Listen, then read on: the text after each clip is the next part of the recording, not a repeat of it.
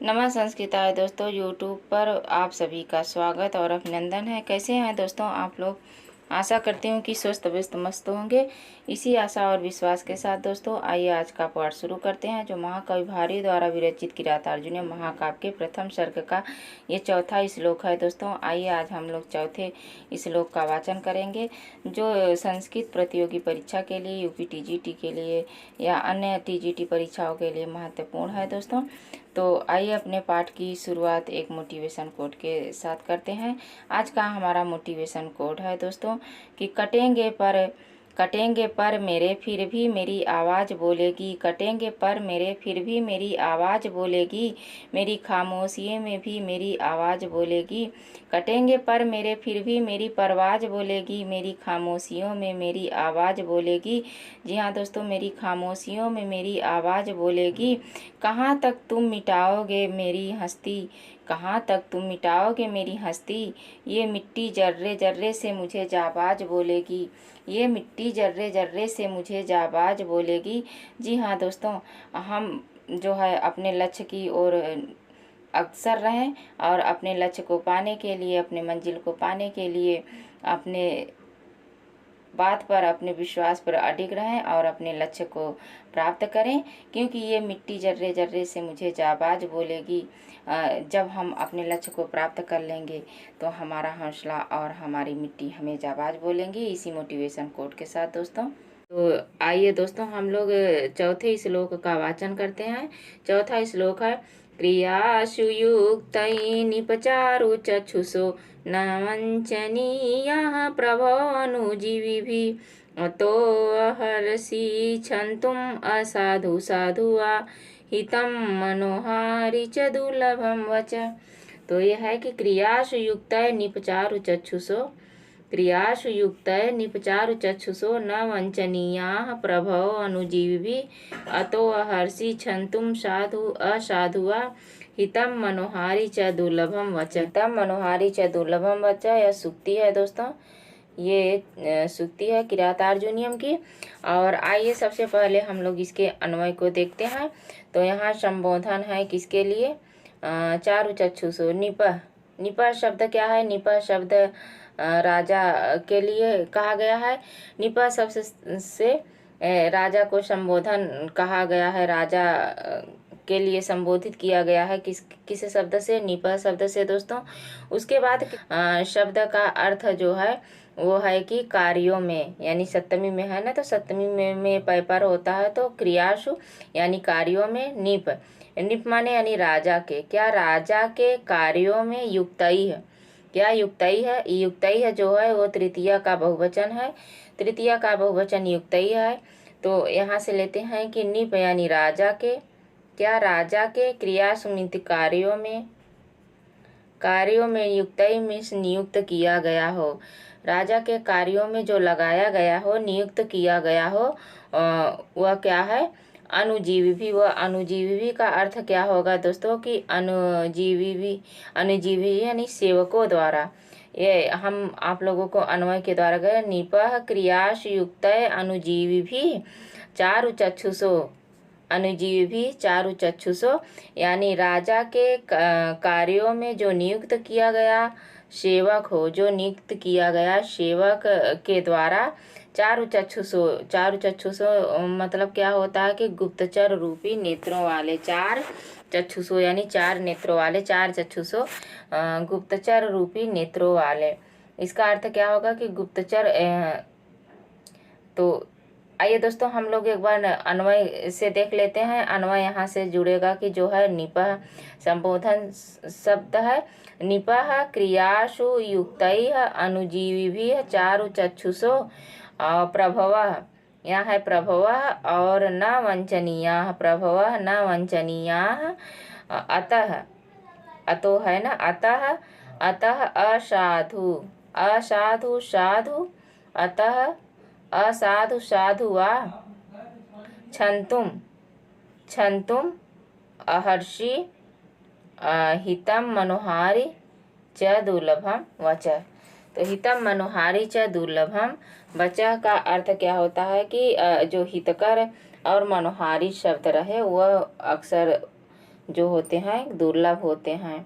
क्या क्या है दोस्तों कि जो हितकारी और मनोहारी दोनों प्रकार के शब्द जो है दुर्लभ होते हैं। तो आइए यहाँ से अन्वय के आधार पे हम लोग देखते हैं। तो ये था, इसका ये अन्वय है। ये देखिए यहाँ पे हे निपा यानी हे राजा, क्रियासु शब्द का अर्थ जो होगा कि राजा के, यानी यहाँ से इस श्लोक से ही देखते हैं, आप लोगों को समझ में आएगा क्योंकि अन्वय से तो नहीं वो होता।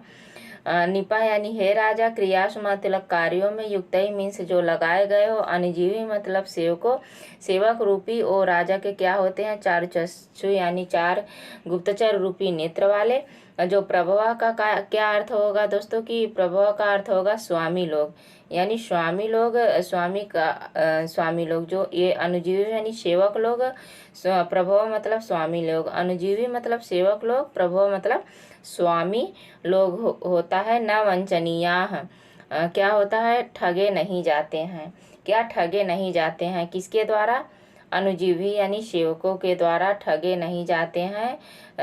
किसके द्वारा, कैसे नहीं ठगे जाते हैं, क्योंकि उन राजाओं के पास जिनके पास जो है गुप्तचर रूपी नेत्र वाले क्या हो, सेवक हो, जिनके पास में जो राजाओं के कार्यों में नियुक्त किए गए गुप्तचार चक्षुषु यानी गुप्तचर रूपी नेत्र वाले जो अनुजीवी सेवक होते हैं, ऐसे स्वामी लोग ठगे नहीं जाते। ऐसे स्वामी लोग क्या होते हैं, ठगे नहीं जाते हैं। क्यों, अतः मतलब क्योंकि, इसलिए नहीं ठगे जाते हैं क्योंकि असाधु, यहाँ पे असाधु मतलब अप्रिय और साधु मतलब प्रिय। यहाँ पे समझिएगा दोस्तों, यहाँ पे जो छंतुम, यहाँ हलंत कर देंगे तो अ निकल आएगा। जो छंतुम शब्द है ये देखिए, यहाँ माँ को हलंत कर देंगे तो अ निकल आएगा, तो ये हो जाएगा असाधु और साधुआ, यानी अप्रिय बात। यहाँ असाधु का अर्थ होगा कि अप्रिय और साधु का अर्थ होगा कि प्रिय। अप्रिय और प्रिय, अप्रिय अथवा प्रिय, अप्रिय अथवा अप्रिय। छंतुम मीन्स क्षमा, छंतुम मीन्स क्षमा करने के योग्य, करने के योग्य। अहर्षि मतलब योग्य, क्षमा करने के लिए अहर्षि मतलब क्या होता है, योग्य हो। वो कह रहे हैं कि जो ऐसे जो राजा लोग होते हैं जिनके पास गुप्तचर रूपी नेत्र वाले सेवक लोग होते हैं, वो कभी ठगे नहीं जाते हैं। जो अतो मतलब इसलिए, अहर्षि मतलब योग्य हो, किसके, क्षमा के योग्य हो। कैसे किस क्षमा के योग्य हो, जो हम अप्रिय और अप्रिय बातों को कहने जा रहे हैं। क्योंकि जो होता है मनोहारी, क्योंकि जो हित कल्याणकारी जो वचन होते हैं, कल्याणकारी जो वचन होते हैं वो मनोहर और प्रिय नहीं होते हैं, मनोहर और प्रिय नहीं होते हैं, दुख को प्राप्त करने वाले होते हैं, दुर्लभ होते हैं। क्या, दुर्लभ होते हैं। तो ये आइए एक बार इसके अनुवाद। यहाँ पे वनेचर राजा से क्षमा मांग रहा है। वह कह रहा है कि जो झूठ एवं अप्रिय एवं सत्य जो बातें हैं वो बोलना चाहिए, क्योंकि जो लोग राजा की भलाई चाहते हैं, ऐसे सेवक जो नियुक्त किए गए हैं और राजा की भलाई के लिए नियुक्त किए गए हैं, उन्हें ठगने के लिए नहीं किए गए हैं। इसलिए अप्रिय और असत्य वचन को बोलना चाहिए। वह इन सब बातों को बोलने से पहले महाराजा युधिष्ठिर से क्षमा याचना कर रहा है। इस श्लोक में वह क्षमा याचना कर रहा है। वह कह रहा है कि हे राजन, निपा मतलब हे राजन, यहाँ पे देखिए,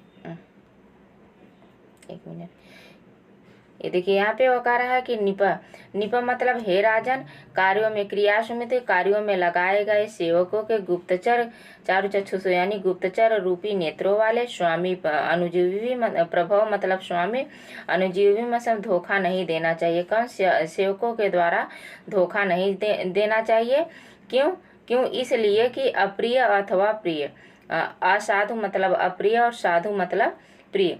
अप्रिय अथवा अप्रिय अथवा अप्रिय बातों को क्षमा करें। क्यों? मेरे बातों को जो क्षमा करने योग्य है, जो मैं बात कहने चाह रहा हूँ वो जो क्षमा के योग्य है, मतलब चाहे वो बातें अप्रिय हो चाहे प्रिय हो, यानी अच्छी बात हो, असत्य बात हो या सत्य बात हो, वह गुप्तचर रूपी नेत्रों के द्वारा छिपाया नहीं जाना चाहिए, ठगा नहीं जाना चाहिए। इसलिए मैं जो वचन कहने जा रहा हूँ, चाहे अप्रिय हो अथवा अप्रिय हो, सत्य हो अथवा असत्य हो, वो मैं क्षमा के योग्य हूँ। क्योंकि कल्याणकारी एवं मनमोहक, कल्याणकारी जो हितम मीन्स कल्याण चाहने वाली, और मनोहारी तो कह रहे हैं कल्याणकारी और मनोहारी दोनों वचन एक साथ मिलना बोलना जो है दुर्लभ होता है। दोनों वचन एक साथ बोलना दुर्लभ होता है। आइए इसके जो है हम लोग कुछ शब्दार्थ लिए हैं, शब्दार्थ को देखते हैं। शब्दार्थ है निप मतलब हे राजा, क्रियासु मतलब कार्यों में, युक्त ही मीन्स लगाए गए, अनुजीवी में सेवकों के द्वारा, चार चक्षुषा में गुप्तचर रूपी नेत्रों द्वारा, और प्रभुआ मतलब स्वामी लोग, नवंचनीय में नहीं ठगे जाने चाहिए। अतः मीन्स इसलिए असाधु मतलब अप्रिय और साधु मतलब प्रिय, वा मतलब अथवा। और फिर यहाँ पे और है कि छंतुम मतलब क्षमा करने योग्य, अहर्षि माने योग्य, क्षमा करने के लिए, अहर्षि मतलब योग्य, हितम मीन्स कल्याणकारी, मनोहारी मीन्स मनोहर, च मीन्स और, वच मीन्स वचन या कथन, दुर्लभ मीन्स दुख को प्राप्त करने वाले यानी दुर्लभ होते हैं। अतः वह वनेचर महाराजा युधिष्ठिर से कह रहा है कि हे महाराज युधिष्ठिर, जो है जो मैं कहने जा रहा हूँ, मेरे वचनों को चाहे प्रिय हो चाहे अप्रिय हो, दोनों वचन जो है क्षमा के योग्य हैं।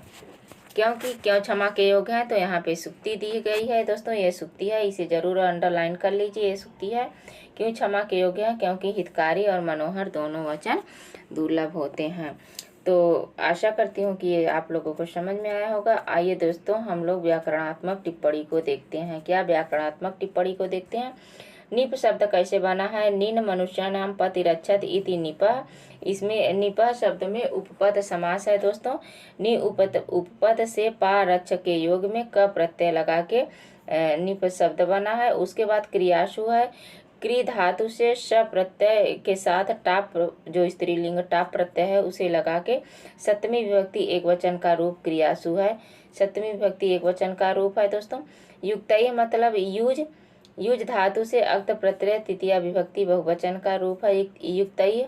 अनुजीवी भी देख लीजिए दोस्तों। अनुजीवी से अनुपसर्ग जीव धातु से ऋणी प्रत्यय लगाकर तृतीया विभक्ति बहुवचन का रूप अनुजीवी भी है। चारु चक्षुषो चाराह एव चक्षुषी तेषाम ते चारु चक्षुषः बहुव्रीहि समास है। चारु चक्षुषी शब्द में बहुव्रीहि समास है दोस्तों। चारु चक्षुषी जो है बहुव्रीहि समास है। ये बना कैसे है? चर धातु से अच कर्तरी प्रथमा विभक्ति बहुवचन में प्रभवा शब्द कैसे बना है? प्र उपसर्ग भू धातु ड प्रत्यय से प्रथमा विभक्ति बहुवचन में रूप बना है। वंचनीय शब्द वंच धातु से ऋच प्रत्यय में अनियर प्रथमा विभक्ति बहुवचन का यह प्रभव का विशेषण है। वंचनीय जो है वह प्रभव का विशेषण है दोस्तों। उसके बाद है असाधु। असाधु में नए तत्पुरुष समास है। क्या? असाधु शब्द में नए तत्पुरुष समास है। छंतुम शब्द बना है छमूष तुमुन प्रत्यय से। अहर्षि शब्द बना है दोस्तों अहर लट लकार प्रथम पुरुष एक वचन का रूप है। मनोहारी शब्द है कर्तरी ऋणी प्रत्यय से बना है। और दुर्लभ शब्द में उपपद समास है। दुर्लभ शब्द में उपपद समास है जो दूर उपसर्ग से लब धातु खल प्रत्यय के लगाकर बना है दोस्तों। और इस श्लोक में चौथे श्लोक में अर्थांतर न्यास अलंकार है। सुक्ति होने के कारण यहाँ पे अर्थांतर न्यास अलंकार है। प्रसाद इसमें गुण है। रीति वैधर्भी और छंद वंशज छंद है दोस्तों। तो आइए एक बार फिर से हम लोग इस जो है देख लेते हैं। क्या है? क्रियासु शब्द सप्तमी विभक्ति एक वचन है। और निपयी युक्तई जो है तृतीया विभक्ति बहुवचन है। ये भी बहुवचन, ये भी बहुवचन है। निप संबोधन है चार चक्षुषो राजा के लिए कहा गया है। न वंचनीय नहीं ठगे जाने चाहिए। प्रभव मीन्स स्वामी को, अनुजीव सेवकों के द्वारा जो गुप्तचर रूपी सेवक होते हैं। चार चक्षु यानी गुप्तचर जो रूपी जो सेवक होते हैं जो कार्यों में लगाए जाते हैं गुप्त रूप बातों को जानने के लिए, उनके द्वारा राजाओं को ठगा नहीं जाना चाहिए दोस्तों। अतो हर्षि मैं योग्य हूँ किसके, क्षंतुम क्षमा के, क्यों, असाधु अथवा साधु, असत्य अथवा सत्य बात को कहने के लिए, क्योंकि हितम मनोहारी च दुर्लभम वचन, जो दुर्लभ वचन होते हैं वो अक्सर दुखदाई होते हैं, दुर्लभ होते हैं। जो कैसे वचन, हितकारी और मनोहारी वचन। हितकारी और मनोहारी वचन कैसे होते हैं, दुर्लभ होते हैं। और मैं अहर्षि हूँ, अहर्षि का अर्थ योग्य हूँ, क्यों, क्यों क्षमा किसके योग्य हूँ, क्षमा के योग्य हूँ। क्षमा के योग्य क्यों हूँ, क्योंकि जो मैं कहने जा रहा हूँ अप्रिय और अप्रिय अथवा प्रिय बातों को कहने के लिए। और राजाओं को कैसे नहीं क्यों नहीं ठगा जाना चाहिए, तो चार चक्षु स्वरूपी अनुजीवियों के द्वारा जो है राजाओं को नहीं ठगा जाना चाहिए। तो ये था हमारा आज का जो है श्लोक। क्रियासु युक्त निपचार चक्षुषो न वंचनीया प्रभो अनुजीवी अतो हर्षि क्षंतुम साधु साधु व हितम मनोहारी च दुर्लभम वच। तो आशा करती हूँ कि आप लोगों को समझ में आया होगा दोस्तों। तो इसी आशा और विश्वास के साथ दोस्तों, वीडियो कैसा लगा आप लोगों को, अच्छा लगा हो तो लाइक शेयर कमेंट करिए, अपने दोस्तों तक पहुंचाइए। जो हमारे नए साथी हों, वीडियो देख रहे हों, उन्हें अच्छा लगे तो चैनल सब्सक्राइब करिए दोस्तों, ताकि नोटिफिकेशन आपको सबसे पहले मिले, आप इसका लाभ उठाएं और अपने तैयारी को, अपने लक्ष्य को प्राप्त करें। इसी वाणी के साथ दोस्तों आज का पाठ यहीं समाप्त करती हूँ। नमः संस्कृताय दोस्तों, धन्यवाद।